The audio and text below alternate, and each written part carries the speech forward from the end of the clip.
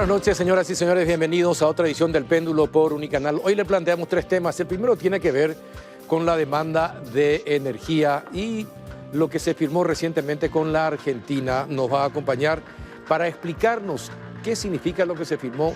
¿Va a ser beneficioso para el país? ¿Va a ser beneficioso para los usuarios de la ANDE, de lo que usamos la energía y le pagamos a la ANDE? ¿Va a ser beneficioso para todos? De eso vamos a hablar hoy con el ingeniero Félix Sosa, presidente de la ANDE. En el segundo bloque nos va a acompañar el presidente del Banco Central del Paraguay, el doctor Carlos Carvalho. Ahí vamos a hablar con él acerca de las perspectivas de crecimiento económico, puesto que nuevamente el Fondo Monetario Internacional y el Banco Mundial hablaron de que el 2025 se va a cerrar a la baja. No va a crecer el mundo como se pensaba, que iba a crecer en un 3 y pico por ciento, 3,6% como se anunciaba, sino que va a disminuir y estaría entre 3,2 y 2,8% el crecimiento. Eso impactará en nuestro país, será así también en nuestro país. De eso hablaremos con el presidente del BCP. Y el último bloque haremos un análisis del sistema judicial de Paraguay. Nada más y nada menos que con el presidente del Colegio de Abogados, el doctor Arturo Daniel, y el expresidente del Colegio de Abogados, el doctor Rubén Galeano. ¿A quién protege la justicia de nuestro país? Nos protege a nosotros. Está vendida al narcotráfico, al crimen organizado, al que tiene más plata, a los políticos. De todo eso vamos a hablar para hacer un análisis del sistema judicial de nuestro país. Y antes de comenzar el debate, les invito a compartir un rico café Lavazza, que es un café de alta gastronomía que permite degustar un producto con aroma, cuerpo y sabor inconfundibles y presente en los mejores restaurantes, cafeterías y supermercados del país. Café Par representa y distribuye Lavazza, el expreso italiano por excelencia. Pausa e iniciamos el debate. Vení a Bristol y aprovechá los precios locos, con descuentos imbatibles en todos los productos. Todas tus compras sin entrega inicial y además incluye una cuota de regalo. Y además participás de 50 millones para renovar tu casa y una fabulosa Volkswagen Tiguan 0 kilómetro. ¡Qué locura! Bristol, la mejor casa de electrodomésticos del país. Llegado a cierta edad, los huesos frágiles son un problema. Por eso, Osteogalén, calcio, más vitamina D, ayuda a recuperar la falta de calcio y hace que tus huesos sean más fuertes. Osteogalén hace que tu vida vuelva a la normalidad. De venta libre en farmacias. Si los síntomas persisten, consultar al médico.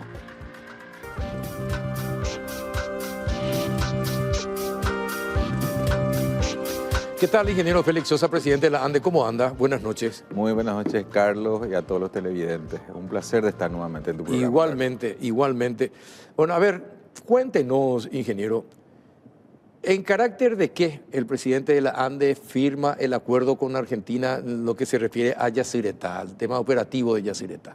A ver si nos cuenta eso y después vamos a ir ahondando en más detalles. Sí, la ANDE es el representante del Estado paraguayo. Es la empresa que representa al Estado paraguayo en ambas binacionales, tanto en Itaipú como en Yacyretá. Por eso. Así mismo es. Por ese motivo, lógicamente... Porque usted en Itaipú es consejero. Así mismo, yo soy consejero. Pero no en Yacyretá. No en Yacyretá. Ajá. Pero la empresa es la que representa al Estado paraguayo en Yacyretá. Ajá. Y bueno, y ahora, ¿qué es lo que firmaron con la Argentina? Realmente lo que se firmó es un acuerdo operativo, primeramente para poder definir un monto provisorio a pagar en ambas márgenes, porque es importante aclarar que Yacyretá no tiene una tarifa definida desde su inicio. ¿Y cuánto pagaba Paraguay por la energía de Yacyretá? Estaba pagando $22.63 el megavatio hora y Argentina estaba pagando en promedio $17 megavatios hora, ¿verdad? Es importante contextualizar, Carlos, que cuando entró en operación la central hidroeléctrica Yacyretá, ya entró sin una tarifa según el anexo C, porque la operación o la generación empezó en el año 1994 En el 92 se definió, o digamos, se proyectó la nota reversal del 92, donde el Paraguay había rechazado, el Congreso paraguayo Sí. había rechazado la nota reversal 92, pero el Congreso argentino sí había aceptado esa nota reversal. Pero como el Congreso paraguayo no aceptó, entonces nosotros no consideramos algo vigente la nota reversal del 92, por un lado, entonces no existe tarifa. Y después fue al revés. Y después fue al revés. Al revés. En el año 2017, con el acuerdo Cartes-Macri, nuevamente Paraguay sí aceptó. se proyectó una nueva nota reversal donde el Congreso paraguayo aprobó, pero hasta el momento no se trata En Argentina. en la Argentina. Entonces no existe una tarifa definida. Definida. Entonces, Y toda la vida se pagó 22,63 y 17. 22.63, Paraguay Paraguay. siempre pagó. Del lado argentino depende de las condiciones cambiarias.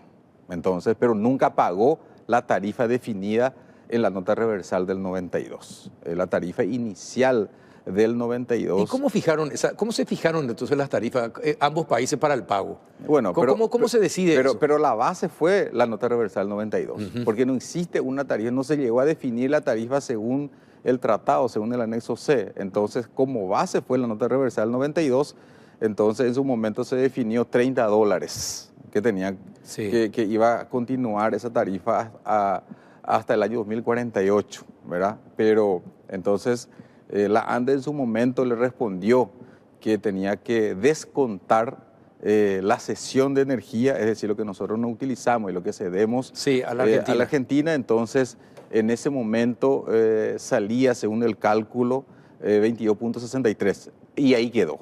No hubo ni un reajuste, considerando de que al no aceptar el Paraguay la nota reversal 92, entonces no podría pagar ni un reajuste ¿Y ahora adicional. cuál fue el acuerdo ahora? ¿A cuánto es ahora el acuerdo al que llegaron? Bueno, el acuerdo ahora es que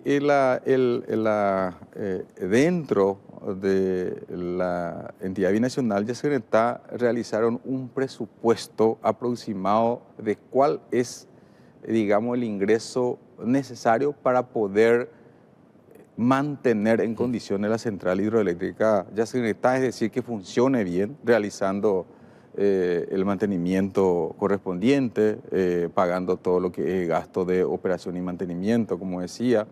Por otro lado, también pagar a los proveedores a corto plazo.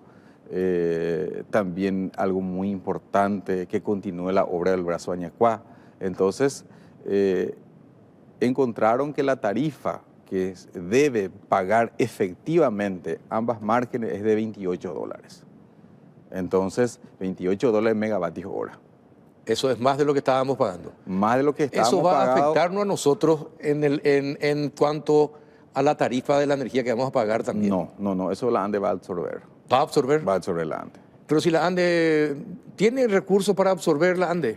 El monto que nosotros adicional no es tan significativo porque en promedio el 80% del suministro de energía eléctrica al sistema interconectado nacional se realiza desde la Itaipú Binacional. O sea que no es tan considerable que lo que nosotros traemos desde Yacyretá. Por eso no va a afectar al cliente final y nosotros vamos a absorber ese costo adicional.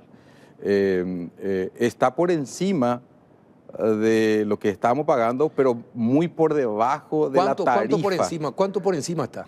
Bueno, en realidad nosotros estamos pagando 22.63 y ahora vamos a pagar 28. 28 son... Pero Yacyretá nos envió una factura de 50. Y la margen izquierda está pagando 17 en promedio y va a pagar 28. 28. Así mismo. Entonces va a tener un ingreso adicional Sí. de esa forma. Pero es importante aclarar que en ningún momento en este acuerdo operativo se fija la tarifa. Acá se está pagando a cuenta de una tarifa real que espero que en breve se pueda definir, ¿no es cierto? Pero definitivamente ¿Quiénes está por definen las altas partes? las altas partes. Y esperemos nosotros desde Paraguay defendemos la nota reversal. Esto del tiene que pasar por el 2017. Congreso. Por el Congreso Nacional. ¿De por los el dos Congreso, países? No, pero de Paraguay ya pasó. y ya se aprobó la nota reversal del año 2017. El acuerdo Cartes-Macri. El monto es el mismo. No, tampoco es. Entonces, Pero entonces es un nuevo pacto. Tiene que volver a pasar por el Congreso. Entonces, si varía el costo, debería volver a pasar por el Congreso. Y lo que tenemos que analizar si es que hay necesidad de actualizar esas informaciones considerando que ya fue del año 2017, ¿no es cierto? Pero definitivamente lo que el Paraguay defiende el acuerdo Cartes-Macri que ya fue aprobado por el Congreso paraguayo, ¿verdad? Pero en ambos casos, $28 está por debajo de la tarifa real, de la tarifa según el anexo C. ¿Del anexo C de Yacyretá? Así mismo es. Entonces, pero no tenemos esa tarifa porque no tenemos, reitero, ninguna de las notas reversales está vigente, ¿verdad? Pero ¿por qué es importante para la ANDE? Porque a mí me preguntan, ¿por qué la ANDE apoya siendo que va a pagar más? Va a pagar, si va a absorber un costo del 5% más o menos. Así es. Entonces, es importante para la ANDE y para el Paraguay porque nosotros necesitamos que la central hidroeléctrica Yacyretá esté en condiciones, que funcione bien. Ahora, una cosa, ingeniero. Por un lado, ¿no es cierto? Sí, sí. Entonces, totalmente. tiene que realizar... Ahora, te pregunto, ¿funciona bien? Funciona bien de la siguiente manera, sí, ¿verdad? Técnicamente hablando. Técnicamente hablando. Así es. Es decir, operativamente. Operativamente. Y por otro lado, Si Argentina tiene 500 funcionarios, ¿cómo es posible que para Paraguay sea rentable si Paraguay tiene 1.500? Por poner una cifra. Por poner una cifra. Sí, definitivamente. ¿Verdad? Entonces, ¿a quién le va a beneficiar? ¿Va a beneficiar realmente a Paraguay esa situación? Porque ¿cómo es posible que Argentina tenga 500 funcionarios y Paraguay tenga el doble, por ejemplo? ¿Verdad? Si es la misma usina, es el mismo recurso, son las mismas oficinas, ¿cómo es posible eso? Y bueno, entonces, esas son las cosas que la gente quiere entender para saber de qué manera nos va a beneficiar a los usuarios finales, a los que finalmente vamos a tener que pagar cuando en algún momento la ANDE va a dejar de cubrir esos 5% y el costo va a tener que recaer sí o sí en algún momento en el usuario. De hecho, en este acuerdo operativo existe un compromiso del directorio de la entidad binacional Yacyretá, primeramente ir, digamos, utilizando esos recursos eficazmente, utilizando bien esos recursos, y por otro lado también continuar la obra del brazo de Añacuá. Entonces, para nosotros, por eso quiero terminar un poco lo que te estaba mencionando, el por qué es importante. Primero, que funcione bien Yacyretá, técnicamente, que se le hagan los mantenimientos necesarios, que pague a los proveedores, que realicen, que ejecuten las obras complementarias y por sobre todas las cosas, que continúe la obra de brazo de Añacuá. Hoy en día todo está hablando de que tenemos que aumentar la generación en Paraguay, la generación de energía eléctrica a corto plazo, a corto, mediano y largo plazo. Entonces es fundamental que continúe esa obra de Añacuá porque va a aumentar en 270 megavatios la potencia de Yacyretá, que va a beneficiar al país y lógicamente también a la ANDE, ¿verdad? Ahora, pero lógicamente, respondiendo a tu consulta ahí, lógicamente que Yacyretá tiene que ir mirando su costo operativo. Exacto. Así mismo es. Sí o sí tiene que mirar. Tiene que ir mirando su costo operativo. Bueno, ojalá que exista la suficiente fuerza porque después te vienen pues con el tema de derechos adquiridos y compañía y no le puedes sacar a la gente que en realidad te desangra todo tu presupuesto. No, de hecho, estuve hablando justamente con el señor Luis Benítez, el director paraguayo de la entidad binacional Yacyretá, que me estaba comentando que muchas veces no puede realizar ese tipo, digamos, de desligarse muchas veces los funcionarios porque no tenían los recursos necesarios para poder pagar el haber de retiro a los funcionarios. Es decir, todo...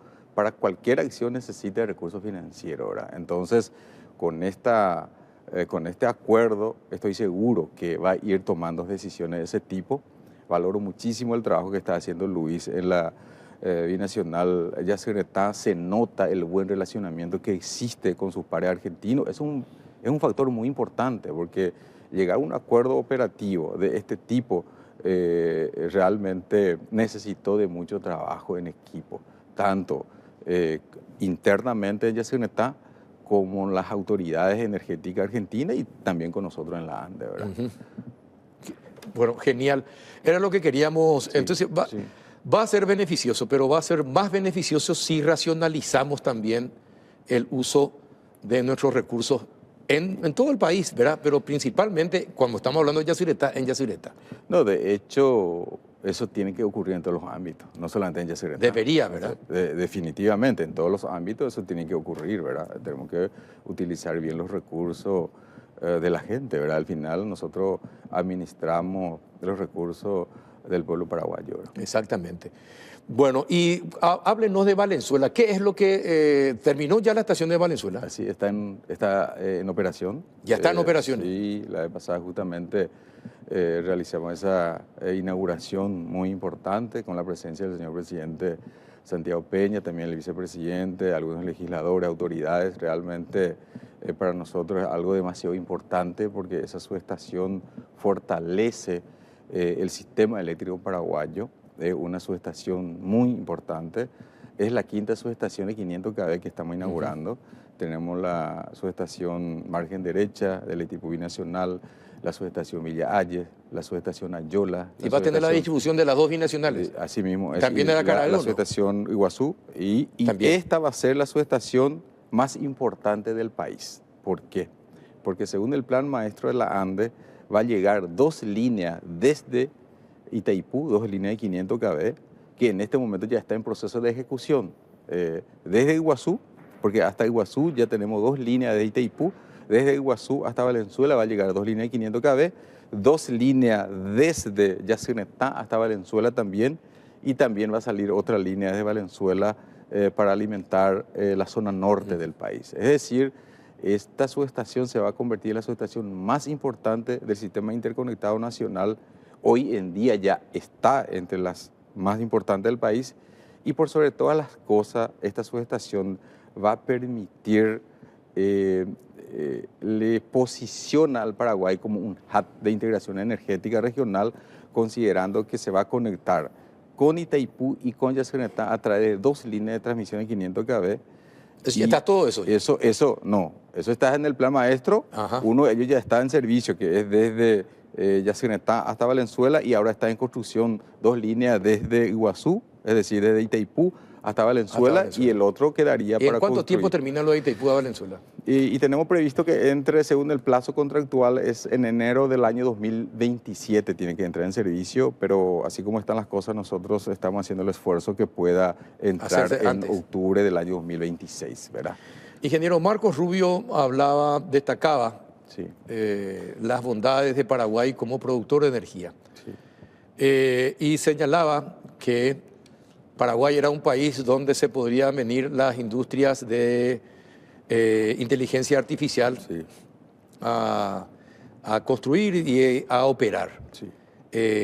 Se sabe, ¿verdad? Por lo que yo estaba leyendo, de que se consume mucha energía con el tema de la inteligencia artificial, y de acuerdo a los estudios de la UIP, en el 2029 aproximadamente, ustedes dicen 2034, la UIP dice 2029, son 5 años de diferencia, ya podríamos estar consumiendo todo lo que estamos generando. Entonces, ¿cómo podríamos ser atractivos para las grandes industrias que pudieran acertarse en Paraguay? ¿Y qué es lo que como gobierno y desde la ANDE se van a hacer para tener otras fuentes de energía en Paraguay? Bueno, para nosotros es un desafío realmente este tipo de información que se lleve a nivel mundial. También tenemos que recordar que Paraguay es el único país en el mundo que su fuente de generación de energía eléctrica es 100% limpia y renovable. Y por sobre todas las cosas firme, porque un país puede llegar a tener 100% de energía limpia y renovable, pero no firme. Es un problema cuando el mayor porcentaje de la generación sea de generación intermitente. O sea que en este momento se está haciendo un análisis muy fuerte en España porque ocurrió lo que ocurrió. Sí. El fuera de servicio muy importante del 60% de su demanda, porque no tiene esa generación firme lo que tiene Paraguay. Es decir, ¿qué quiero decir con esto? que Paraguay es un país bendecido porque tiene la posibilidad de crecer a gran escala con generación intermitente. ¿El acuerdo con Argentina por cuántos años es? Hasta el año 2029, pero se va a revisar cada año. Y bueno, Cada si en el año. 2029 ya vamos a usar, aparentemente, o en el 2034 ya vamos a usar todo lo que producen las hidroeléctricas, ¿qué tenemos que hacer? Pero tenemos que generar a partir de ahora. O sea, nosotros no podemos esperar el año Claro, 2029. claro. Por eso estamos trabajando en equipo con el Ministerio de Industria y Comercio, con el Ministerio de Obras Públicas y Comunicaciones, a través del Viceministerio de Minas y Energía, con el Ministerio de Economía.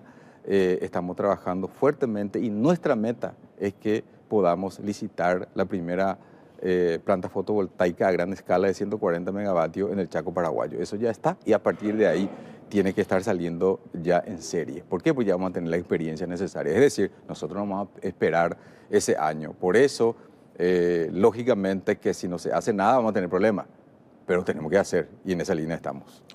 Ahora, hay algunos que dicen que el acuerdo con Argentina es lo más importante que se firmó en los últimos 30 años. ¿Será? ¿Es así? Yo creo que sí, porque anteriormente cada uno pagaba lo que quería. Por lo menos ahora existe un monto definido, digamos, y estoy seguro y reitero que a cuenta, ¿verdad? El mismo monto en ambas márgenes. Por eso es algo muy importante y también existe un compromiso que se paguen, digamos, mensualmente de acuerdo al retiro de Yacyretá. Y bueno, ¿y qué es lo que vamos a generar? ¿Y cómo vamos a generar energía, además de las represas? Bueno, en realidad la ANDE tiene un plan maestro bien definido de generación con un horizonte de 20 años, es decir, hasta el año 2043, donde tenemos 4 alternativas, ¿verdad? Por un lado tenemos las alternativas A y B, digamos, mayoritariamente con fuente de generación fotovoltaica, es decir, solar, banco de baterías, pequeñas centrales hidroeléctricas, y también la opción B con otra tecnología, que es la tecnología de bombeo, que se utiliza muchísimo en otros países. Y por otro lado tenemos las opciones combinacionales, es decir, en ningún momento se descarta la posibilidad de que continuemos. Pero ¿cuáles son con las más seguras, las que se podrían desarrollar más rápidamente? Y definitivamente las obras que nosotros consideramos las obras soberanas, es decir, que solamente depende de nosotros, que son las plantas fotovoltaicas, ¿verdad? Depende de nosotros por un lado y son tecnología madura, existente y lo más rápido. Y si depende de nosotros, sí, ¿cuándo se va a tomar una decisión entonces? Y ya está, la decisión ya está. ¿Ya está? Sea, la decisión ya está, nosotros vamos a licitar la primera planta fotovoltaica a gran escala este año, o sea que la decisión está.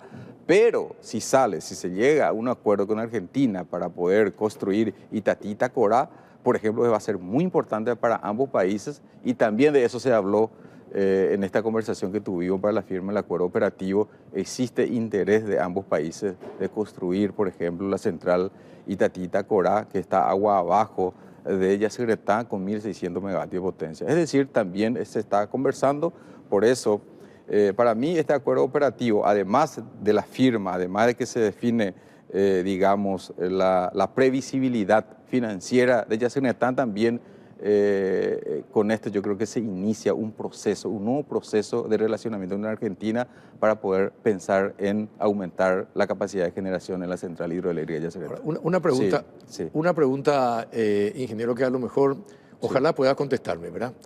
El presidente Peña había anunciado que podría bajar la tarifa eléctrica. Sí. ¿Se va a hacer eso? A nivel de gobierno se está analizando para un cierto segmento que se podría... Para un cierto segmento, ¿qué significa eso? Un cierto segmento principalmente para la clase trabajadora.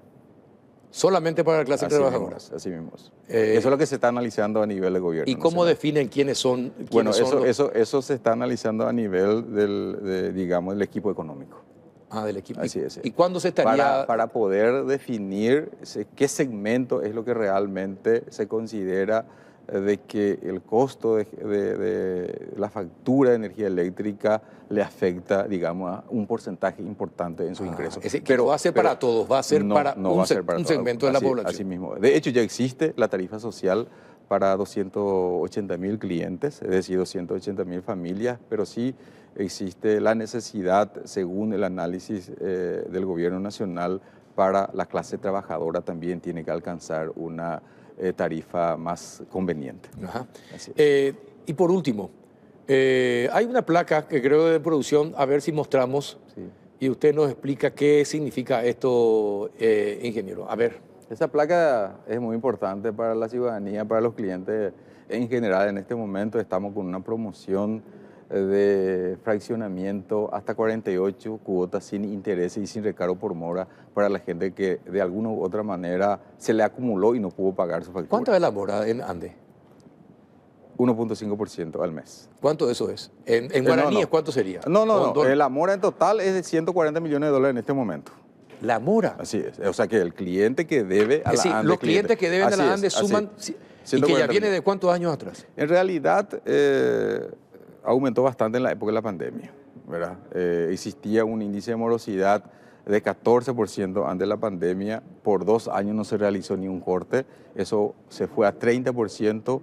Hoy en día está en 22% y nuestra meta es que se baje. ¿A otra vez a 14? Sí, este año 16%. Por eso estamos haciendo estas promociones justamente para dar facilidad a los clientes para que llegue, para que pueda... ¿Y ese 14% cuánto es? Y por eso te decía, en este momento es 140 millones de dólares es la deuda, la mora. Así es, de los clientes particulares. Particular. Qué Sí, mucha así. plata. Claro, ¿Y cuánto? ¿Y el porque Estado, la facturación... el Estado cuánto te debe? 110 millones de dólares. 110. Así mismo es. Casi la misma cantidad Así que mismo los es. particulares. Así mismo es. Este año realmente en la ley de presupuesto se incluye un término donde todas las instituciones del Estado tienen que llegar a un acuerdo con la ANDE. Estamos trabajando en eso. Es decir, fraccionar las deudas a largo plazo, las deudas acumuladas hasta la fecha y pagar el consumo de este año, ¿verdad? Está en la ley de presupuesto. Estamos trabajando en eso para que de alguna u otra manera se pueda ir regularizando con las instituciones públicas. Así mismo es. Qué notable, qué Así mucha mismo. plata te debe el Estado. Así ¿Y mismo desde es. hace cuánto tiempo? Bueno, eso se venía acumulando hace bastante tiempo atrás, ¿verdad? Histórica también la deuda. Históricamente, así es. Ingeniero, Cuando muchísimas gracias por haber venido. Cuando guste. Aprendimos muchísimo hoy sobre el acuerdo que se firmó Sí, con Argentina. sí.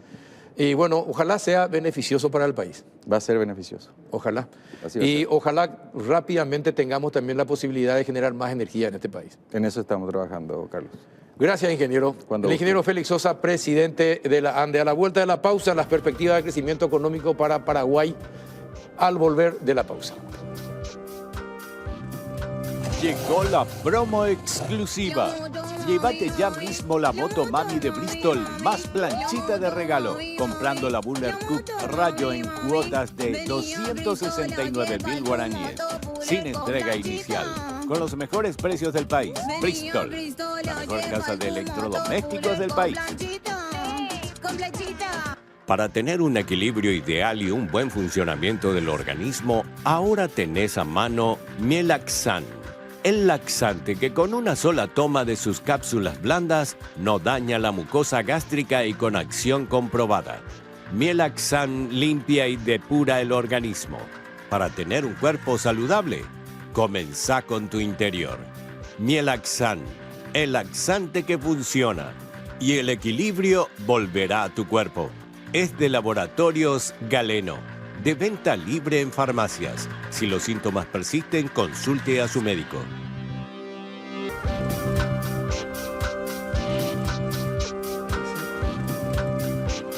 Bien, ya estamos en compañía de nada más y nada menos que el dueño de la plata en Paraguay, el presidente del Banco Central de Paraguay, Carlos Carvalho.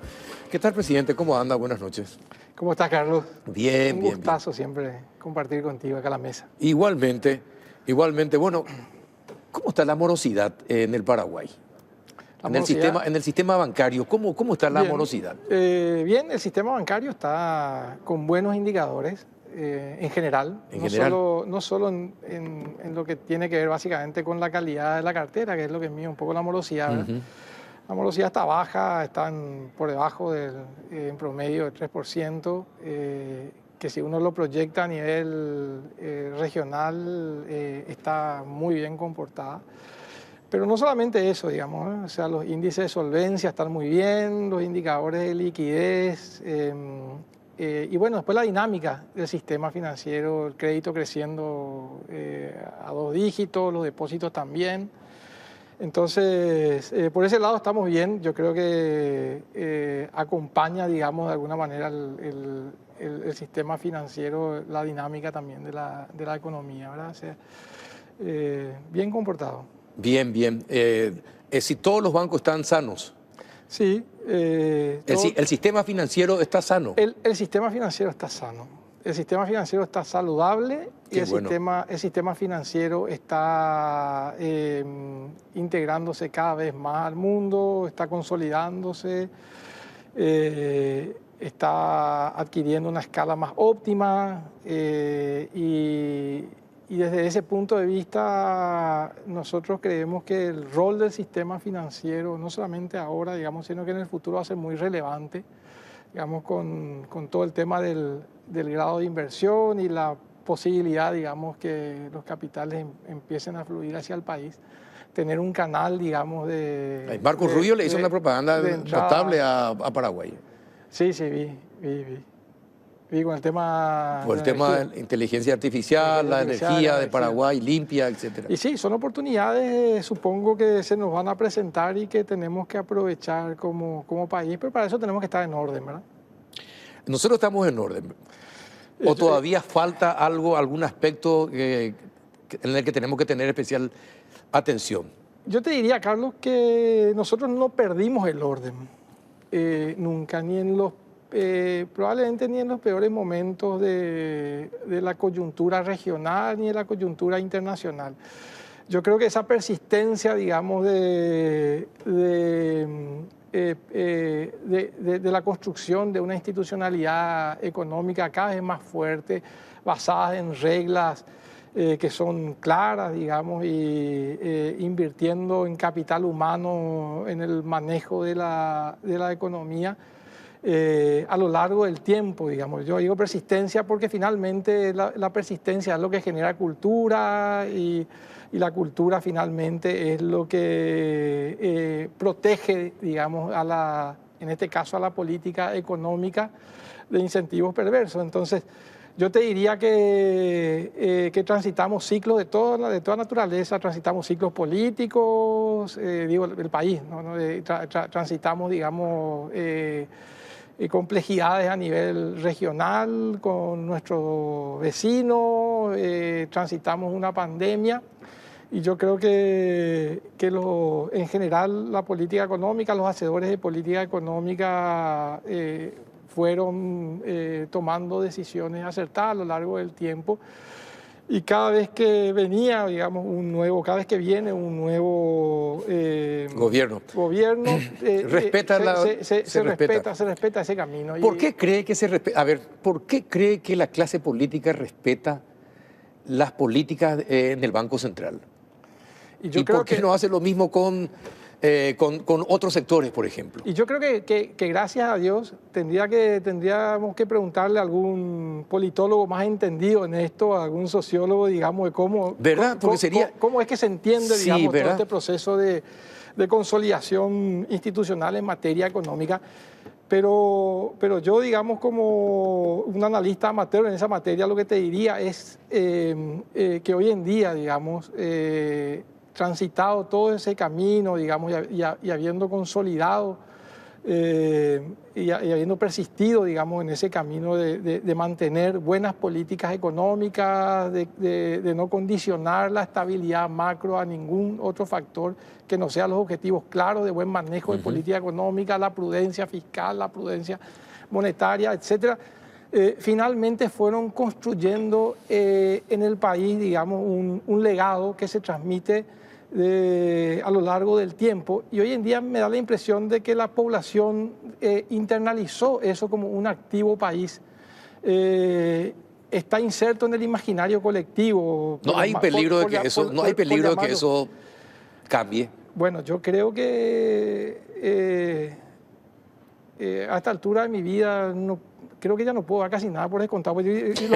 Todo es posible, ¿verdad? Los que vivimos mucho, pues ya vimos tantas cosas que perdemos, digamos, el absolutismo. Ya somos un poco más relativistas. Es cierto. Entonces, yo no sé, yo te diría que a mí me parecía que Chile era un país muy consolidado desde el punto de vista económico, digamos. Sin embargo, tuvo movilizaciones sociales y bueno... y violencia. Exacto. Yo lo que diría es que el camino es el correcto, hicimos bien, hoy en día está bastante blindado. Hay que persistir. Pero hay que cuidar como... Totalmente. Hay que cuidar como un tesoro eso y sobre eso construir el resto, ¿verdad? No es suficiente eso. Eso es una condición necesaria, pero las condiciones de suficiencia tienen que ver también con otros elementos. Con otros elementos, totalmente de acuerdo. Que hay que construir. Bueno, volví a leer lo del Banco Mundial y el FMI. Acerca de los reportes de la economía mundial. América Latina y el Caribe deben repensar sus estrategias económicas ante la incertidumbre global, dicen. La última vez, hace casi un mes, que estuve también por acá, habíamos hablado de este tema. Sí. Y bueno, nosotros insistimos en que vamos a crecer 4%. Ahora, ellos hablan de un crecimiento del 2,1%, en el 2025 y del 2,4% en el 2026. Para la región. Para la región. Y nosotros en promedio. Somos parte de la región. Nosotros somos parte de la región, evidentemente. Y bueno, ese reporte es lo que sí creo que es al que te referís. Sí, donde se proyecta, digamos, creo que es el Banco Mundial, ¿verdad? Sí, exactamente. El que se reporta un crecimiento del 2% para el 2025 en promedio en la región, 2,8% en el mundo, digamos. Exactamente, ese mismo. Y 2,4% en el 2026. Igual, yo veo las proyecciones para Paraguay, digamos, los organismos internacionales están en torno a 3,7%, 3,8% en este momento, digamos, ¿verdad? Nosotros estamos previendo un crecimiento de 4%. Porque yo creo que la información que tenemos, digamos, nos permite vislumbrar una dinámica de crecimiento de esas características. Vemos sectores que están muy dinámicos en estos primeros meses del año, sobre todo lo que tiene que ver con los indicadores adelantados de crecimiento, el IMAEP y compañía. De hecho, todos los sectores de la economía vienen creciendo a buena dinámica, con excepción de la agricultura, que está un poco afectada, digamos, por el clima. Y la demanda externa sin duda está impactada, digamos, ¿verdad? Por esta situación entre Estados Unidos, sí, de los aranceles y compañía. De los aranceles, digamos, y de las políticas comerciales que se están aplicando en el mundo, los impactos que van a tener eso en realidad sobre el resto del mundo, yo creo que un grado de difuminación diferenciada dependiendo de las características y el ordenamiento macro de cada país, te diría, y ahí hago la salvedad en el caso nuestro, digamos. O sea, entonces, nosotros vemos que básicamente el crecimiento del 4% va a estar más sostenido, digamos, por algunos sectores de la industria, de los servicios, una recuperación un poco de la generación de energía eléctrica, que el año pasado fue muy mala, este año no va a ser tan buena, pero como el año pasado fue muy mala, digamos, tiene una base muy baja de crecimiento. Y desde el punto de vista de la demanda, digamos, por el lado del crecimiento, digamos, la demanda interna, consumo, inversión, que va a estar mejor que también el año pasado y va a estar sosteniendo, digamos, crecimiento este año. Entonces, por el momento vemos como consistente, digamos, la estimación del 4% todavía para nuestro país. Ajá. 4%. De hecho, si vos mirás el IMAEP está creciendo en los primeros meses del año de abril, está creciendo 5,5%. Súper dinámico. ¿Y cómo están las exportaciones de Paraguay? Bueno, las exportaciones están un poco menos dinámicas, como decía, por el tema de la demanda externa, digamos. Yo creo que ahí probablemente... Pero de los principales productos, por ejemplo, agrícolas y ganaderos. Y bueno, yo creo que está más o menos en el mismo, con el mismo dinamismo del año pasado. El sector ganadería está mucho mejor. Ganadería está creciendo bien. El sector agrícola, como te digo, digamos, sí, tiene más problemas. Tiene un poquito más de problemas. Igual yo creo que no son los problemas que nosotros veíamos a finales del año pasado, digamos, que pensábamos que el efecto del clima iba a ser mucho más fuerte, sí. Digamos, se ha moderado un poquito en el tiempo y hoy estamos viendo un sector que está muy ralentizado, pero menos de lo que se estimaba, digamos, a finales del próximo año. Pero sin duda, digamos, yo creo que los canales, digamos, de comercio internacional, esto a nivel mundial, van a estar mucho más difíciles, las economías un poco más cerradas, digamos, por todo este tema de la guerra arancelaria. Con algunos problemas, digamos, en las cadenas de suministro, probablemente por ahí.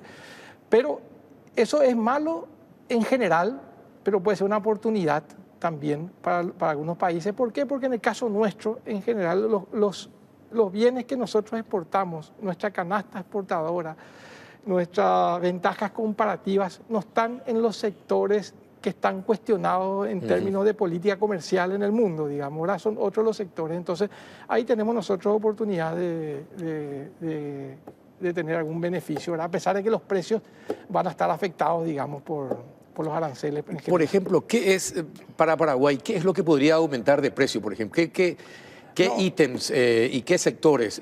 Automotriz, por ejemplo, me imagino que va a subir, todo sube de precio, ¿no? Pero ¿qué sectores pueden ser Bueno, yo creo atractivos? En lo que tiene que ver con nuestro... A ver, yo te diría primero que es un poco difícil predecir, digamos, eso, porque hay una incertidumbre, una volatilidad muy grande en el mundo, digamos. Una incertidumbre que no sabemos, digamos, las políticas parecen ser, al comienzo, digamos, parecían ser súper violentas, digamos, aumento de aranceles, algunas economías en particular por encima de 100%, condicionada, digamos, a la respuesta política comercial de otros países, etcétera. Eso empezó a generar un impacto muy fuerte en el mundo. Las bolsas cayeron, se impactaron, digamos, el precio de algunos activos de algunos países en particular. Y las expectativas de crecimiento, sobre todo en aquellos países que aplicaban esos aranceles, empezaron a generar, digamos, un escenario muy negativo. Por ejemplo, en Estados Unidos el impacto esperado de los aranceles que el propio Estados Unidos aplicaba, digamos, era prácticamente un punto del producto, 0,5% menos de crecimiento directamente por la aplicación del arancel y otro 0,5% por la incertidumbre en cómo iba a continuar la política para adelante, digamos. En términos inflacionarios también hubo un impacto ahí. Y en general, y sobre los precios internacionales, aparentemente lo que se esperaba que sea un impacto, porque Estados Unidos es una economía grande. La demanda internacional, digamos, de los países que aplican aranceles es relevante a nivel mundial.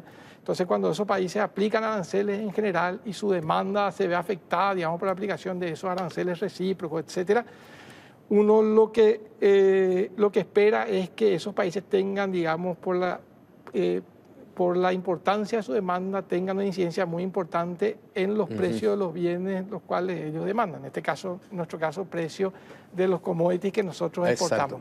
Pero ese impacto parece que no es tan fuerte como se esperaría, digamos, en un principio, porque además se fueron moderando algunas de las políticas en el tiempo, ¿verdad? Por ejemplo, para que la gente entienda, ¿qué productos nosotros demandamos mayoritariamente del exterior, que sí o sí necesitamos para nuestra vida diaria? Bueno, nosotros consumimos... ¿Y cómo van a estar los costos de esos productos? Bueno, nosotros en general consumimos bienes de consumo, digamos, consumimos bienes de capital que las industrias necesitan, digamos, para producir, etcétera. Nosotros, de alguna forma, somos un país pequeño y abierto. Nosotros no afectamos, digamos, nuestra política comercial. Los bienes siguen entrando acá con las mismas condiciones que entraban anteriormente. Y el tema, digamos, que cuando uno inicia una guerra comercial y pone aranceles en el resto del mundo, los bienes van buscando, digamos, los mercados en los cuales tengan oportunidades de venderse, digamos, a precios razonables. Y yo creo que ese exceso de oferta es lo que puede hacer en algunos casos. Pero hay razonabilidad en situaciones de incertidumbre. O sea, razonabilidad. En realidad me estás preguntando a mí, yo en materia económica... y por eso, porque es económico, es decir, psicología económica, por decirlo así. En materia económica me definiría como un liberal. Yo soy un defensor férreo, digamos, desde el punto de vista conceptual, teórico y empírico del libre comercio. Para mí, y eso no lo digo yo, digamos, la evidencia a nivel mundial es que la libertad económica, digamos, el libre comercio, etcétera, ha sido un motor de crecimiento importante a nivel mundial. y una política muy efectiva, digamos, justamente por eso, en la reducción de la pobreza, etcétera, en el mundo, ¿verdad? Entonces, claramente un escenario de guerra comercial es un escenario que no es positivo a nivel mundial, digamos, para el crecimiento económico en general, porque restringe, digamos, el comercio, y al restringir el comercio impacta, digamos, el crecimiento mundial. Pero a lo que voy es, ¿qué rol nosotros podemos jugar en ese partido? Y yo te diría que el mejor trabajo que podemos hacer nosotros como país es lo que en realidad ya venimos haciendo y lo que recomiendan en general. Nosotros venimos hace poco llegamos con el ministro de las reuniones de primavera del Fondo Monetario Internacional del Banco Mundial. Entonces lo que decían es, ante un escenario de incertidumbre muy importante como estamos viviendo ahora, pues no sabemos dónde va a terminar esto y qué otras medidas se van a aplicar. Tampoco cuándo va a terminar esto. La volatilidad, porque todos los mercados están súper volátiles. Vos ves, por ejemplo, el mercado cambiario en Estados Unidos, el DXY, está súper volátil. Hay un indicador que es el indicador VIX, por ejemplo, que mide la volatilidad financiera a nivel mundial. Ese índice está por encima, digamos, de cualquier indicador. ¿En serio? Sí, la volatilidad es increíble en el mundo porque hay mucha incertidumbre en general. Y hay mucho nerviosismo y la gente está parada, y cuando hay incertidumbre la gente no toma decisiones económicas, cuando la gente no toma decisiones económicas no invierte, y cuando no invierte la economía no crece, etcétera, etcétera. Entonces estamos en ese escenario. ¿Cuál es la recomendación ante ese escenario? Para países pequeños y abiertos como el nuestro. Nosotros no vamos a entrar, digamos, en la guerra comercial. No, totalmente. Con las botas puestas. Y ¿cuál es, digamos, la recomendación ahí? La recomendación es continúe su proceso de recalibrar sus políticas macroeconómicas. Nosotros somos uno de los primeros países de la región que ha logrado recalibrar la política económica en el país. Explicar pues en sencillo esto para que la gente entienda. ¿Qué significa recalibrar su política económica? Significa básicamente haber logrado el equilibrio económico después de un shock tan fuerte como la pandemia. Nosotros hoy tenemos una política monetaria que está en zona neutral, con una inflación controlada en el país, y tenemos una... ¿Está controlada la inflación? Sí, está totalmente controlada. Nosotros tenemos una inflación, digamos, que en este momento es de 4% interanual, que en este escenario, digamos, de alta incertidumbre, el mundo está impactado por todos lados, es de los niveles de inflación más bajos sí, de la región. Tenemos, digamos, un fisco que está convergiendo sin dudas y siguiendo el plan que se han trazado a la ley de responsabilidad fiscal. Entonces, cuando se hacían las presentaciones allá, digamos, en el fondo, cuando ya hacían las presentaciones, uno de los ejemplos que ponían era el Paraguay. Nosotros cuando hablamos de recalibrar políticas macroeconómicas, estamos hablando de lo que está haciendo este país, digamos, ¿verdad? ¿Por qué? Porque en un escenario de incertidumbre y de volatilidad, el negocio es ofrecer certidumbre. El negocio es decir, nosotros vamos a volver a los fundamentos y a las bases de las buenas políticas macroeconómicas, vamos a volver a la prudencia. Entonces, ser prudente en un escenario donde hay estos niveles de incertidumbre es, digamos, un activo país, y yo creo que nos posiciona en condiciones realmente adecuadas, digamos, si comparamos con lo que está pasando. Muchos países están pasando por problemas complejos, digamos, exacto, en términos económicos, y no solamente económicos, sino en su propia economía política es una traba para lograr, digamos, los equilibrios económicos. Entonces nosotros no tenemos ese problema, por suerte. Hay que monitorear qué pasa, sí, hay que estar atento, digamos, a las condiciones que se van presentando en el mundo y todo eso sí. Lo que no hay que hacer es reaccionar bajo incertidumbre, porque te puedes equivocar más de lo que puedes acertar. Ajá. ¿Y cómo está nuestra deuda externa? La deuda externa está bien, está a niveles en torno, por los últimos datos que yo vi. Como digo, ese no es mi departamento, pero está más o menos en torno a 40%, nivel de deuda muy adecuado. Acuérdate que el promedio de la región está por encima de 60%. ¿Cuándo estamos en amarillo? ¿Que entramos en qué porcentaje? Y yo te diría que eso es bastante relativo, ¿verdad? Porque si vos tenés una economía que está creciendo y tenés... ¿Qué pasa? La deuda finalmente es consecuencia ¿de qué? Es consecuencia del déficit fiscal. Si vos tenés una economía que crece, digamos, en el tiempo, que crece cerca de su potencial, como estamos creciendo nosotros ya hace unos cuantos años, y tenés un fisco que está convergiendo, digamos, a la ley de responsabilidad fiscal y generando equilibrios en Pero estamos convergiendo a esa ley de responsabilidad fiscal o nos estamos alejando en este momento. No, totalmente. No, los datos que yo miro, por lo menos, estamos convergiendo. Una pregunta que hay que hacerle al ministro, en realidad. Pero lo que nosotros vemos es que está convergiendo, digamos, sin duda, ya no solamente este año, sino ya desde acuérdate que el fisco arrancó con un déficit de 4% sí, en el 2023, ¿verdad? Hoy en día ya está llegando, este año estaría básicamente terminando, pero los presupuestos que se aprueban son presupuestos que respetan el plan de convergencia fiscal. Entonces yo creo que desde ese punto de vista es muy razonable. Además hay una garantía que es muy importante, que yo creo que el ministro Carlos Fernández es alguien que tiene plena conciencia. Sí, estuvo el miércoles pasado. Plena conciencia de la importancia de ese proceso. Es un defensor a ultranza de eso, digamos, y yo creo que finalmente tiene un equipo que es de primer nivel ahí en el ministerio, así que yo creo que hay todas las garantías, digamos, para que ese proceso sea exitoso, no me cabe ninguna duda. Ajá. Bien. Entonces, si vos tenés, digamos, una política monetaria en zona neutral, una política fiscal dentro del marco, digamos, de la prudencia que se exige en momentos como estos, vos tenés equilibrio económico. Equilibrio económico te permite, de alguna manera, sortear dificultades que no son tuyas, pero que eventualmente te pueden impactar. Te pueden impactar. Esa y es, sí. esa es la famosa resiliencia que hablamos, digamos, en términos, cuando hablamos de nuestra economía. Bien, qué suerte que te trajimos, don Carlos, porque es importante explicar eso. Y aprendimos mucho contigo, así como aprendimos también con Félix Sosa hace un rato, un bloque atrás. Y es importante eso para que la gente entienda lo que está pasando con la economía de Paraguay, de la región y del mundo. Y te agradezco que lo hayas explicado fácilmente para que lo entendamos. Hoy por lo menos ninguno de los compañeros hoy bostezó, así que eso es importante. ¿En serio? Pues, eso es importante. Porque siempre que venga acá bostezan como locos. Exactamente, sí. Gracias por haber venido, Carlos. Carlos, muchas gracias. Un gustazo. Carlos Carvalho, presidente del BCP.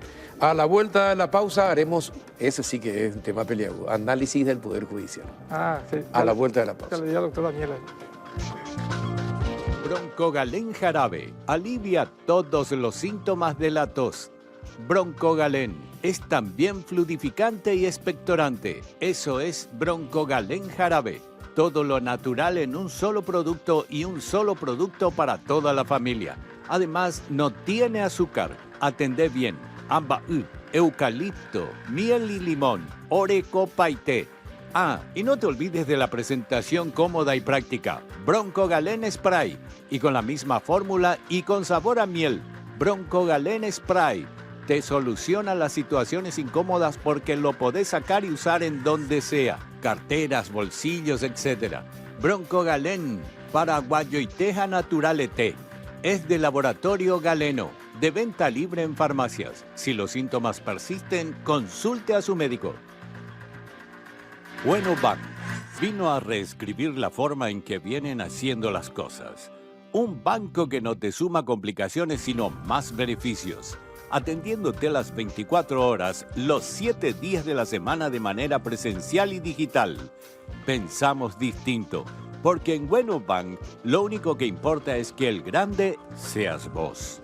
Grande es el que hace todo lo que quiere desde la app. Bueno Bank, el banco paraguayo de todos.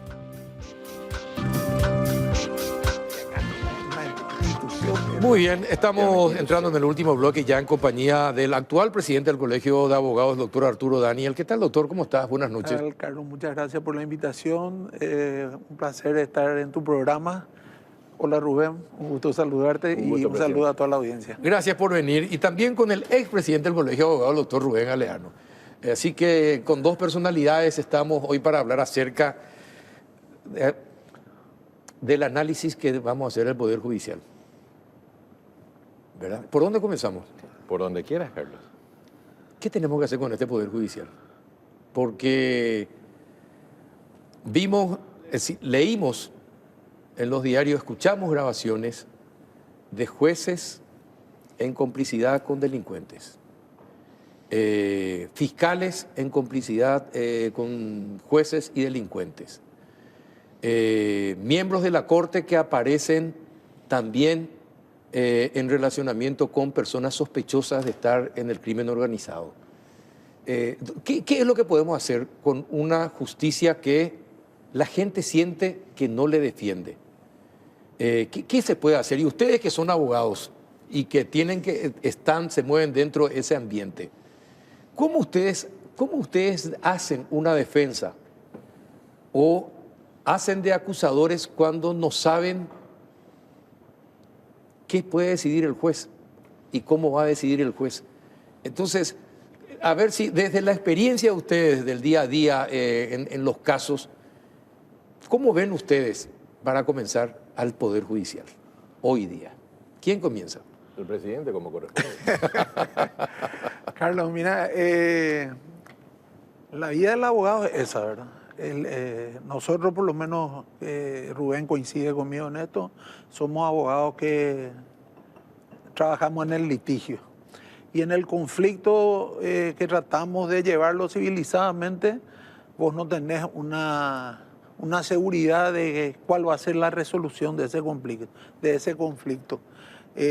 Menos aún en un país como el nuestro, donde ni un magistrado es predecible. Y no es predecible porque la vara de la justicia con la que se le mide a los justiciales no es igual en todos los casos. ¿Y por qué los jueces en Paraguay son así?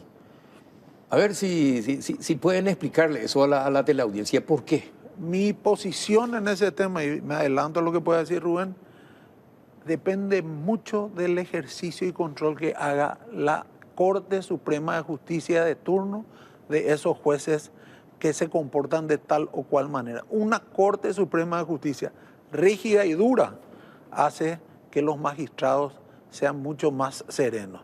Una Corte Suprema relajada o semi-relajada y permisible hace que los magistrados tengan ese tipo de conductas a través de sus fallos, donde uno no puede o no encuentra uniformidad de criterio. Es cierto que muchas veces las cuestiones que analizan o que tienen que resolver no son idénticas, pero muchas veces esas diferencias no ameritan el cambio de criterio de un juez.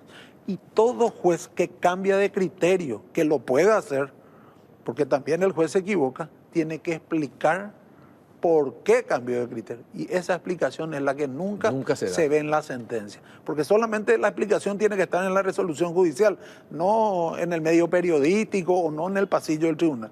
En la resolución judicial el juez tiene la obligación de decir, ahora estoy resolviendo de esta manera por tal o cual motivo. Y ese tipo de explicaciones no hay en todo el Poder Judicial. Y te estoy hablando en todos los estamentos del Poder Judicial. Creo que por eso es que nosotros no tenemos esos fallos uniformes dictados por el mismo magistrado. Doctor Galeano. Permíteme retrotraerme un poco a la primera pregunta. Cada vez es más difícil ejercer la abogacía independiente en Paraguay. ¿Abogacía independiente qué significa? Y que no seas defensor público, que no seas agente fiscal, porque hoy tenemos también la competencia de los defensores públicos, los abogados, porque ahora los defensores públicos también ya van a poder cobrar honorarios en base a una inconstitucional ley impulsada por el propio titular del Ministerio de la Defensa Pública. Punto, porque si no me voy a desviar de tu pregunta. ¿Cuál es la tarea del abogado para el ciudadano común? Carlos, vos alguna vez recurriste con algunos compañeros por una cuestión. ¿Y qué es lo que preguntaban ustedes? ¿Cuál es la posibilidad de éxito en nuestro caso? La primera tarea del abogado es la previsibilidad del resultado en base a los hechos que le traen los eventuales clientes. El primer juez del caso es el abogado que analiza. Y ese abogado, o el abogado que analiza por lo menos de manera responsable, en base a los hechos, los elementos que se le acercan y las normas dentro de las cuales debe encuadrar los hechos y los elementos, te dice, nuestro caso tiene cierta expectativa. Pero hoy ya no podemos anticipar esa expectativa, no podemos darle previsibilidad a nuestros clientes porque nos encontramos con criterios contrapuestos dentro del propio sistema de justicia. Y decía el doctor Arturo Daniel, el presidente del colegio, la Corte tiene que ser más rígida. Yo coincido con él en cuanto a que la Corte debe ser más rígida en su jurisprudencia.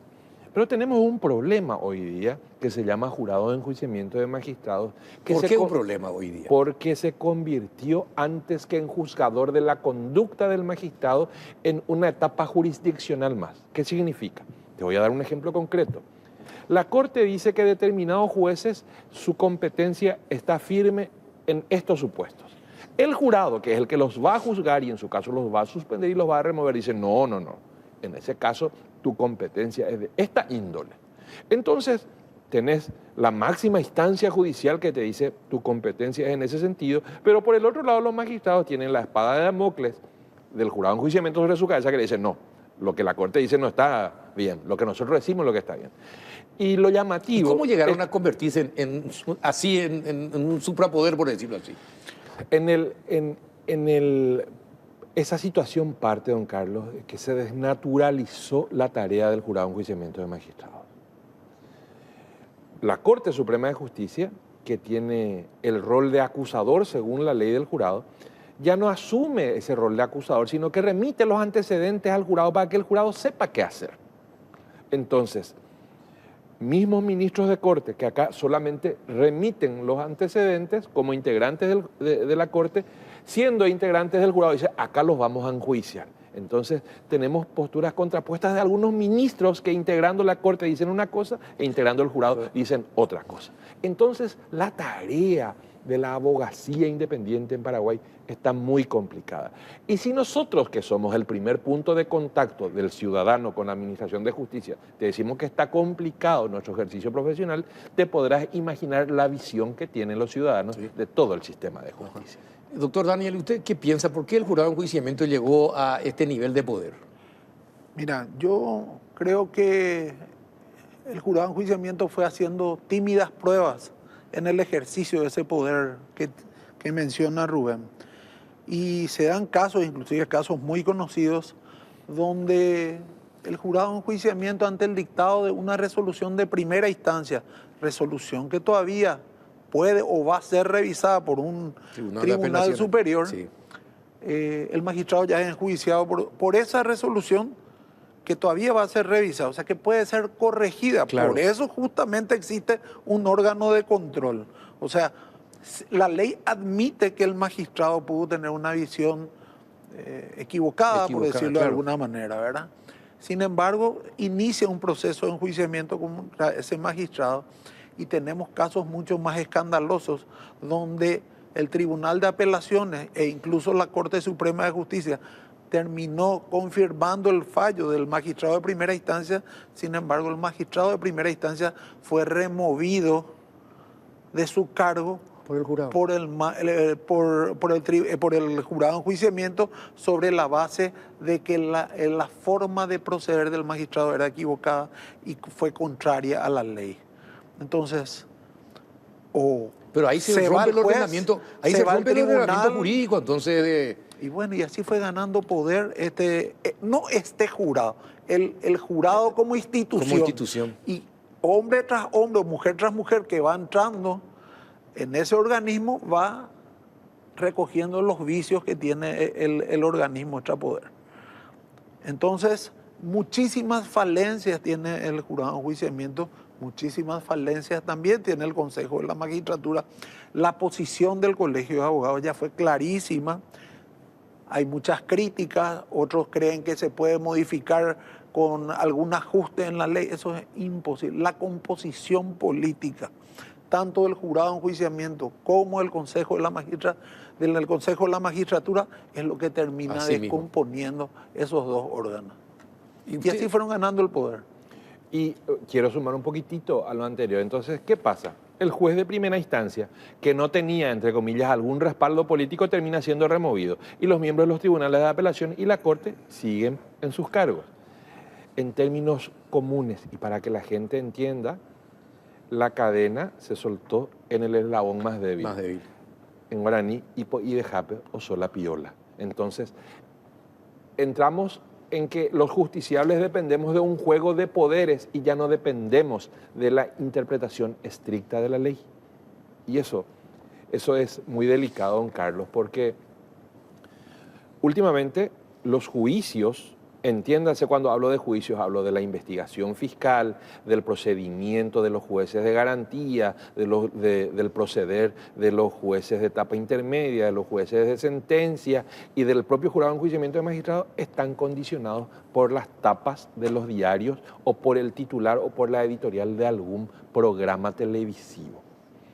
Los juicios son mediáticos y tal vez esto en tu rol de periodista no resulte cómodo, pero tenemos que decirlo, hoy día el linchamiento mediático condiciona el actuar de determinados agentes fiscales y determinados magistrados. Entonces el ciudadano que debe depender de la estricta interpretación de la ley está sometido al juicio del escarnio público.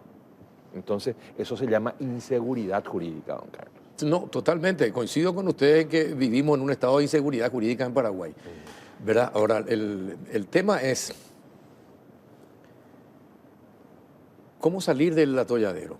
Es decir, cómo evitar que los miembros de la Corte Suprema de Justicia, es decir, estén relacionados políticamente o sean admitidos políticamente, justamente por lo que dijo el doctor Daniel. Porque el componente político del jurado de enjuiciamiento son los diputados y senadores. Lastimosamente, cada vez que va a haber elección o se va a elegir a nuevos jueces o fiscales, lastimosamente uno ve en el Congreso de la Nación a los candidatos con sus carpetas esperando audiencia con los integrantes o del Consejo de la Magistratura o del Jurado de Enjuiciamiento de Magistrados. ¿Verdad? Sí. Entonces,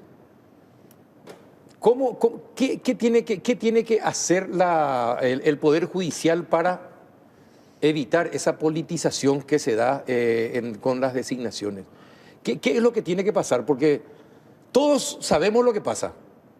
Todos sabemos lo que pasa, pero no hacemos nada por evitar que siga sucediendo. Es que el sistema de selección de magistrados es un problema. Ahora, tener una corte que no sea fuerte y que esté alejada de las injerencias políticas es otra cosa. Porque no te olvides que los ministros de la corte son personas sujetas a un juicio político. Sí, a un juicio político. Necesariamente son parte de la decisión política que se pueda tomar en un Congreso. Y cambia el escenario y lógicamente ahí rueda la política y el escenario es político. Nuestra Corte, hoy esta Corte nos ha demostrado que no tiene un criterio o no tiene la fuerza suficiente para demostrarle al gobierno, demostrarle al país, demostrarle al ciudadano, demostrarle al abogado, al justiciable o a todos, en que están ajenos a los vaivenes políticos. Y el caso es sencillo, el caso de esta senadora González, que había sido removida del Senado, creo que ya pasó más de un año y no se conformó todavía la Sala Constitucional para que pueda analizar la acción de inconstitucionalidad. Esa es una cuestión meramente administrativa, que si la Corte Suprema de Justicia baja línea, o fuera el independiente, secretario de la Corte, de la Sala Constitucional, con un WhatsApp, y no me van a decir ahora que el WhatsApp es ilegal porque la notificación ya viene por WhatsApp. Con un WhatsApp al camarista o a todos los camaristas de Asunción le decir, bueno, en este orden, ¿quién integra o quién no integra? En 72 horas tengo integrada una, no te digo por teléfono, no te digo con visita, que es lo que debería de ser, ¿verdad? Pero se maneja ese esquema que se manejaba en 1800, de que el secretario lleva un papel, se va, le deja al camarista, el camarista le dice voy a mirar, voy a analizar, firmo, le digo no acepto integrar. Cada vez que un camarista no va a integrar la Corte, tarda más o menos 90 días. Entonces, todo trajinar nos demuestra que esta Corte no tiene una postura política y nosotros los paraguayos tenemos que saber cuál es el pensamiento político de los ministros de la Corte, que es muy diferente a hacer política. A hacer política, sí. Necesitamos saber su criterio jurídico y necesitamos saber su criterio político. Y no solamente Arturo Daniel, Rubén Galeano necesitan saber, o no todos los ciudadanos, inclusive el gobierno o el próximo gobierno, porque tiene que saber quiénes van a ser sus actores dentro del Poder Judicial. Porque yo puedo tener como gobierno una línea de pensamiento muy diferente con un ministro de la Corte y puedo articular políticamente no seguir teniéndola a ese ministro de la Corte dentro del gobierno, dentro del ejercicio de poder y dentro de los tres poderes del Estado. Pero ¿cómo voy a saber cómo piensa un juez, ministro de la Corte, en su rol político, si cuando se tiene que pronunciar políticamente hace lo que en democracia también es decir, guardar silencio?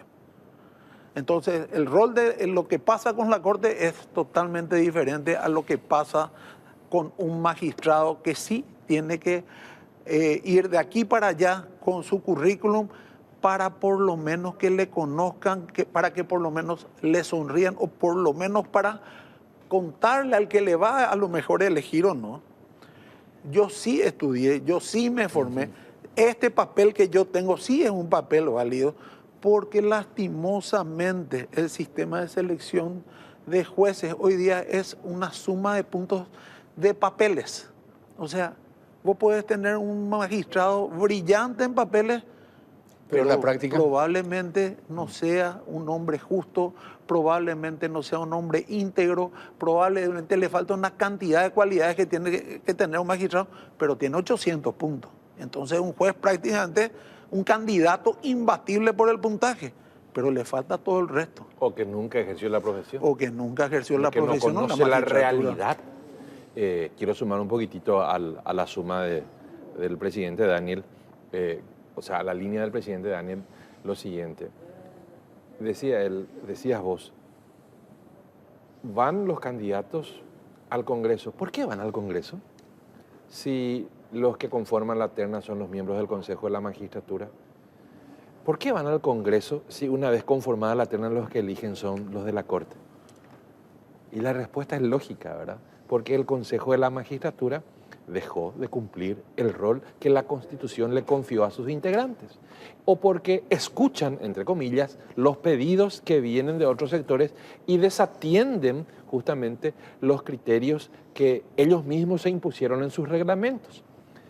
Y aquí tenemos que decir que es fácil culpar al Consejo, es fácil culpar al jurado o es fácil culpar a la Corte. También tenemos que, porque allí se pierde, cuando decimos jurado se pierde, decimos Consejo se pierde. Entonces es importante que veamos cómo votan los miembros del Consejo de la Magistratura al momento de la integración de las ternas.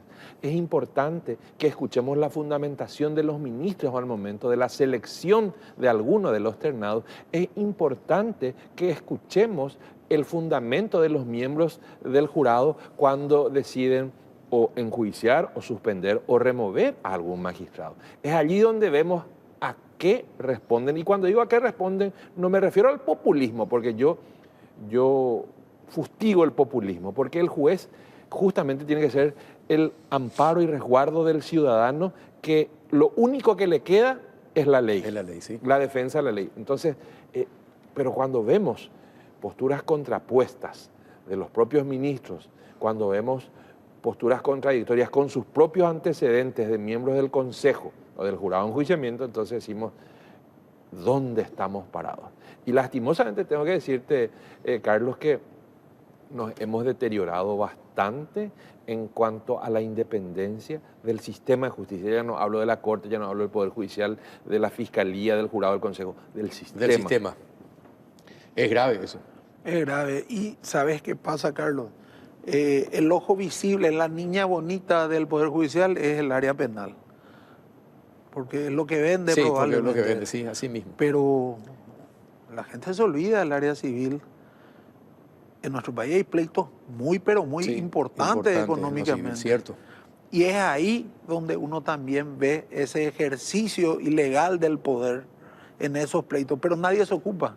Nadie se ocupa porque a nadie le importa el pleito de Juan contra Pedro sobre redecisión de contratos, supongo. Pero sí le gusta el caso de XX contra fulanito de tal sobre estafa, sí, porque el chisme, porque le gusta saber quién es sinvergüenza o quién no, o le gusta saber cómo se le embromó, una serie de cosas, ¿verdad? El Que morbo alimenta mucho. morbo nos alimenta. Entonces, no se acaba el Poder Judicial en la parte penal. Es mucho más grave probablemente en otras áreas, del derecho que nadie se ocupa también. Los juzgados de la niñez, por ejemplo, donde duermen el sueño de los justos procesos de cuota alimentaria, de filiación, de régimen de relacionamiento, y esa niñez a la que tanto decimos que queremos proteger, en realidad está desatendida por el sistema de justicia, ¿eh? Por el sistema de justicia. ¿Quién debe poner orden en esto? Dentro del Poder Judicial no hay otro. La Corte. La Corte Suprema de Justicia es el único órgano que tiene la capacidad de poner orden. El problema de la Corte Suprema o de esta Corte Suprema de Justicia, que evidentemente no encontró todavía la fórmula, y especialmente algunos ministros, porque hay que ser honesto, hay otros ministros que son excepcionalmente buenos en esto, prefieren mirarle al abogado como el responsable de la dilación del proceso, como al abogado, como lo único que hace es no permitir el avance del juicio, y una serie de cosas que es lo que todos los días se alimenta a la prensa, que los abogados son los que famosamente hacen lo que se mal llama la chicana. La chicana. Entonces, el problema que está en algo que recibe el abogado, que es la ley, en un sistema de administración de justicia que es lo que recibe el abogado, absolutamente nada, eso no aporta al abogado. El abogado se va y le dice, esta es la ley, estos son los jueces, este es el sistema de justicia y tenés que ir a trabajar. Vos te vas con esas herramientas, pero finalmente vos sos el culpable de la dilación, vos sos el culpable que el hecho prescriba, vos sos culpable que no se dicte sentencia. Es mentira. El abogado hace su trabajo. La Corte se tarda años en resolver la integración de determinados tribunales, pero después se busca responsable en el abogado que planteó la recusación. Y esto que se atreva a negar la gente. Desde la propia Corte Suprema de Justicia le llaman a los jueces y le dicen, sanciónenle a los abogados, porque esa es la forma de distraer la responsabilidad del sistema de justicia en los operadores que somos nosotros, los representantes de los intereses de la ciudadanía. Y nosotros somos auxiliares de la justicia en la defensa de los intereses de nuestros representados. Nosotros no somos jueces, nosotros no somos fiscales, los abogados somos auxiliares de la justicia representando los intereses de nuestros clientes. Y se quiere vender en que los abogados no cumplen con su rol de auxiliares de la justicia cuando plantean un incidente. O sea, tenés que tolerar lo que la fiscalía hace mal para que no te digan chicanero. Tenés que tolerar lo que resuelve de manera arbitraria el juez para que no te digan chicanero. Cuando que ese recurso, ese incidente, si se resuelve dentro de los plazos previstos en los códigos, no surte ningún efecto sobre la prescripción. Hoy, sin embargo, tenemos juicios que se dilatan. Obviamente existen recursos, incidentes que se promueven, pero la dilación, la mora del magistrado en resolver o de los magistrados en resolver es el gran responsable justamente de la falta de decisión en algunos casos. ¿Y sabe dónde se nota eso, Carlos? En la parte civil, mucho más que en la parte penal. Siempre doy este ejemplo porque es muy llamativo. Voy a agarrar el Código Procesal Civil, el juicio de desalojo, un juicio cortísimo. En la práctica no hay juicio de desalojo que termine en menos de 2 años. No hay. Y si fuera normal, ¿en cuánto tiempo tendría que terminar? Sí, tendría que terminar en 90 días, 70 días. Meses. Sí, 3 meses. No, sí.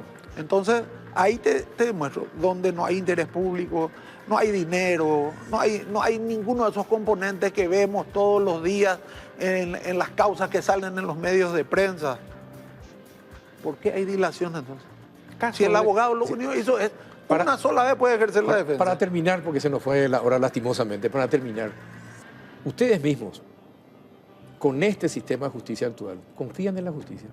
no podemos dejar... ¿Sabes qué es lo que pasa, Carlos? Porque nosotros nos formamos para ser abogados. Sí. Entonces, nosotros No pueden dejar de confiar. apostamos. Tenemos que seguir creyendo en que el sistema se puede mejorar todos los no, días. eso sí. ¿Por qué? Porque dentro de todo eso que dijimos, hay miembros del Consejo de la Magistratura que sí cumplen su rol y cumplen su tarea. Hay miembros de la Corte que sí hacen su tarea y cumplen su rol. Tenemos muchísimos magistrados que en silencio hacen bien su trabajo, que están mal pagados, que se les tiene que mejorar el salario, que hace muchísimo tiempo que están golpeando las puertas del Congreso para percibir un mejor salario.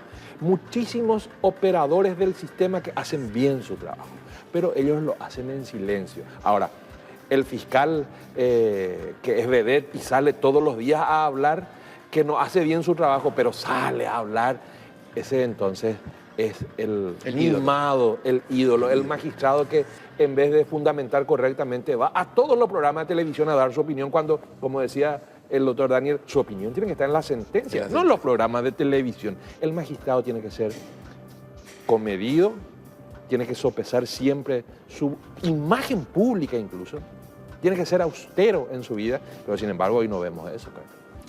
Bien, señores, muchísimas gracias por haber venido. Gracias, doctor Daniel. Gracias, Espero que este Carlos, sea la invitación. el inicio de una profunda relación con el péndulo también, Espero así que como sí.